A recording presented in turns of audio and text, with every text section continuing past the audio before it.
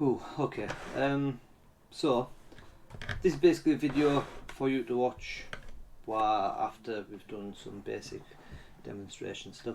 Just going over the basics of networking. So, um, Ethernet local area networks, basically. Two common types. Got a common home. There should be a title there that says common business, I suppose. Although this isn't a common business because no such thing as a common business setup. But I'm waffling. At home, you know how it works. You've got your home router, you've got your wireless devices all connected to it. In your router nowadays is your modem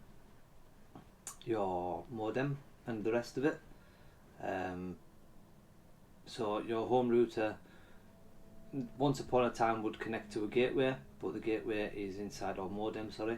The modem is inside of the routers nowadays, and you just connect your router using DSL to a socket, either to a splitter that connects to the phone socket, or nowadays the phone socket comes with a separate DSL connection on the wall. And then that talks to your ISP, which then basically that's who you talk to, I suppose, when you're wanting to get to somewhere on the internet. Excuse me. So ultimately, these two are wireless devices on the wireless router. They can communicate with each other, but if they wanted to talk to this, they've got to go through what is essentially the internet.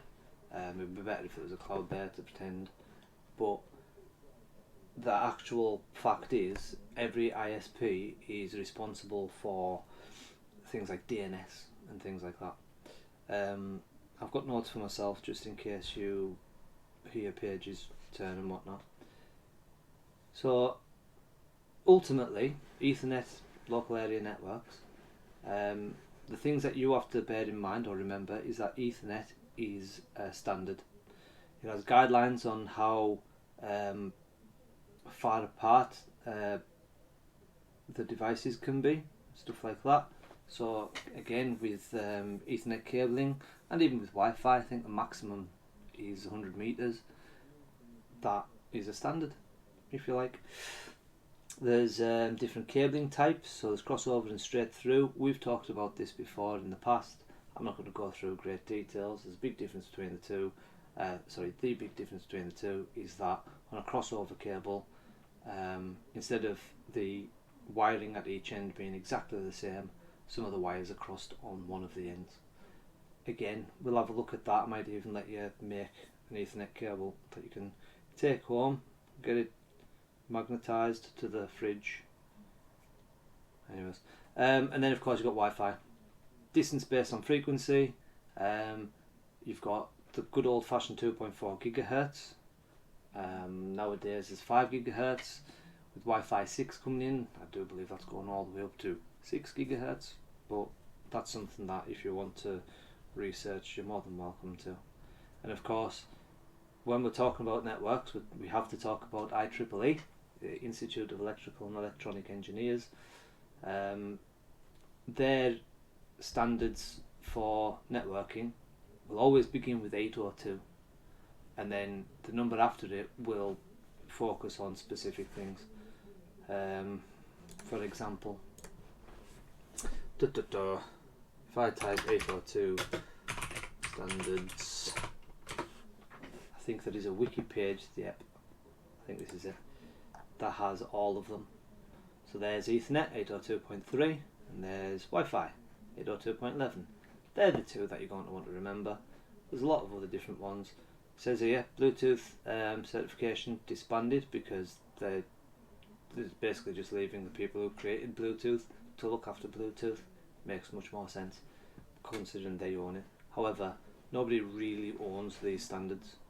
IEEE have them and not force, but suggest that people should follow them, but it's totally up to them. Yeah. And then we've got this network here again. You've got a similar setup at college. Let's pretend that this is the servers with all your information on for the main college, and this is F487, and this is F462, would have another server. They're all on different VLANs. If I hover over that, it should show us. Oh no, they're all on the same VLAN. It hasn't been configured. Oh, actually, my apologies. It's been configured on each of these VLANs. When we do it, we'll probably just configure VLANs from this core switch. It's much easier than configuring these ones, especially considering that you would have to then add each of the VLANs to these ones instead of just this one. But I digress. We'll get to that later.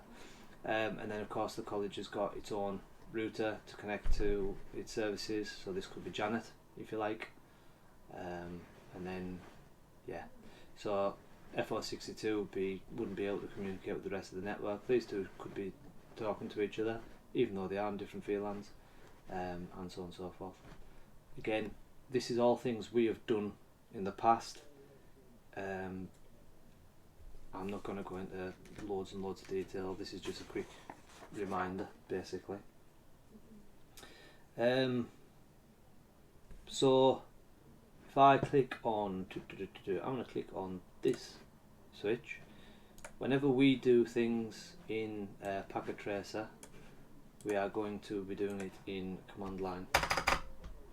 Now this has already been named account. I'm going to type enable, and if it's got a password, it hasn't got a password, that's good. So if I type show start as a command, now enable and config T will get to all the different levels of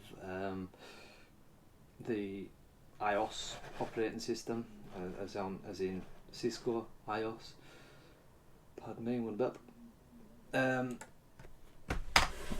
But when we go into config T, when we go into the enabled part, it just means that we can run commands like show start and do things like ping and so on and so forth. If we don't do that, basically we can't really do anything, to be honest. So it's saying that it's 12.2, so it's an old version of the iOS. It should be 15. This must be an old file. But yeah, so we've got VLAN 30. Actually, there we go. So VLAN 30. It hasn't, by the looks of it. Yeah, it's going to go to the end. Cool. Okay. So,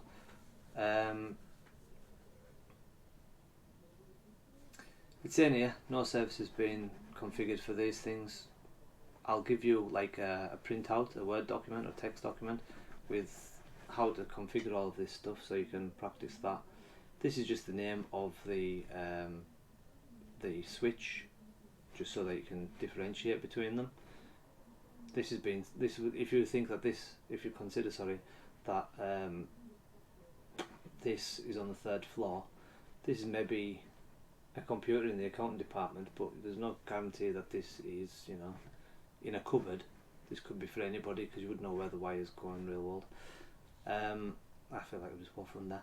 So that's the host name of the device. Spanning tree is a mode.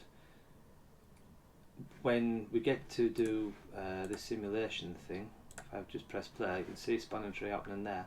What's happening is that it's sending information out to its neighbours and basically saying, "Are you a switch?" And these two came back and said, "Yes, I'm a switch." Obviously the router said no. That's as far as it gets, really. It's also to it's to prevent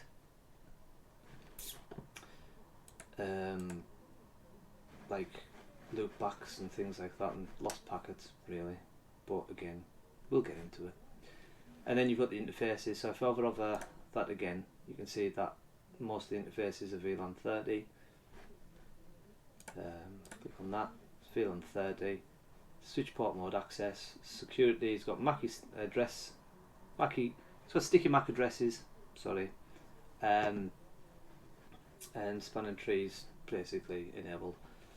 So sticky MAC address. If I unplug this and put another computer in, the switch would say that isn't. I don't recognise that MAC address on that port, so I'm going to turn the port off, basically. And you can see that it's pretty much the same configuration on all the ports. Well, the first 15 ports. The rest have been left. VLAN 1 has no IP address. We will configure that at some point, and we've got no configuration by the looks of it for either telnetting or SSL, but again, we'll get there. But yeah, that's your switch. You've got your wireless router. On your wireless routers, it's got a GUI, very similar to what you've got at home. Again, we've played with this before. You can use this if you like. As you can see, DHCP has been disabled on the router, which means that these would have to have static IP addresses. Let's just have a quick dig. Yeah, so static IP addresses. It's a good idea to do that at home, to be honest, because you don't want somebody just somehow getting onto your router and being able to do things. And then, yeah, you can control who is actually allowed on your network and so on. But it all depends on how fast you are, really. What else? So, WPA2 is enabled, so these devices are connected to the router, very similar to what you've done at home with the whatever password you've got at home. So I don't know about yours, but I've got BT, and it's an old one, so it's like 10 lowercase letters, I think, and some numbers. Can't remember actually. But yeah, again, I digress. How long's this been gone? Where's the time? Oh, there we go. 12 minutes. Okay, quickly then. For the security on this, just quickly go back to security, the security wireless, and wireless security. Nothing's enabled. So WPA2, you wouldn't bother with WPA or WEP. WEP is ridiculously easy to crack, and WPA doesn't use as many bits as WPA2 does to encrypt the data that's being transferred from one side to the other. Personal, that's what you would have at home, and it's just that passcode. But enterprise, you would configure a server, a Radius server it's called, to configure for all your devices, like what the college does with college laptops. Because if you borrow a college laptop and open it, it's automatically just connecting to the wireless access point. You don't need to put in your passcodes or anything like that. It's just automatically there due to this enterprise Radius server. And then the other security that we've got on here is MAC filtering, so you can go through it, find out what MAC addresses are actually connected, and decide how you want to do it, really. Yeah, it's basic, really. Excuse me. Okay. And then is it configured with anything? Yes, it is.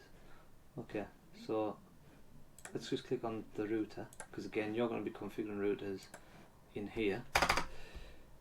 Once more, you can't really do anything unless you enable it, and then there's all sorts of commands you can do, such as show IP int brief. So it's showing the IP interface brief, and so it's just these ones, and it's saying that 00 as the IP address of that, and it's on. 10 has the IP address of that, and it's on. And it's connected to the internet, which in our case is this server. So if I look at that, what is it? 1111. Yeah. Go on to this one, go on to desktop, web browser. I can 1111, and I'm connected to that, and that's basically how the internet works, sort of. The other thing about the routers is that they need static IP addresses, obviously, because you don't want to continuously configure them. The IP address on the public side is given to you by your ISP, but on the private side it's totally up to you how you want to configure it. Okie dokie. Enterprise.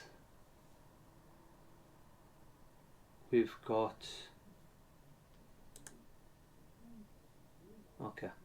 So, sorry, I'm looking at the notes. Actually, let's stop it. We'll come back.